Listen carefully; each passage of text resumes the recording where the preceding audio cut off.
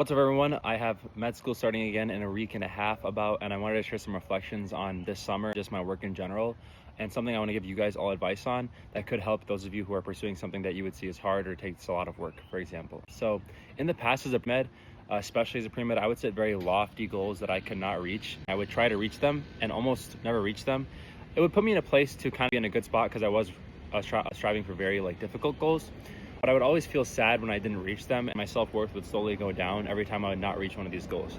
This summer, before the summer began, I actually decided to set aside certain goals that are realistic. I planned out that I could reach, I knew I could reach if I really put in the work. With regards to research output and studying in general for my STEP exam, Step 1 next spring, and I actually superseded most of the goals by a good amount.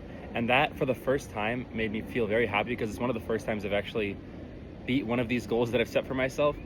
And I think it didn't just make me complacent or lazy, I've reached these goals, I can stop. It actually made me want to set more goals for the future. So I've set more realistic goals for the fall, for example, for spring of next year.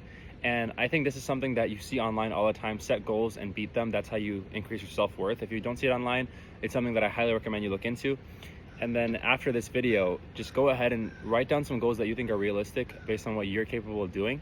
Try to beat them or reach them in a realistic time. Once you do reach them, you will be happy with yourself. You'll continue to try to compete with yourself and no one else. That's one of the best things in life, competing with yourself and no one else, because you don't want to focus on beating others or comparing yourself to others. At the end of the day, you're running your own race. If you can beat your own checkpoints that you set, you will be happy with yourself. Something I've learned and I think will help everyone watching this video.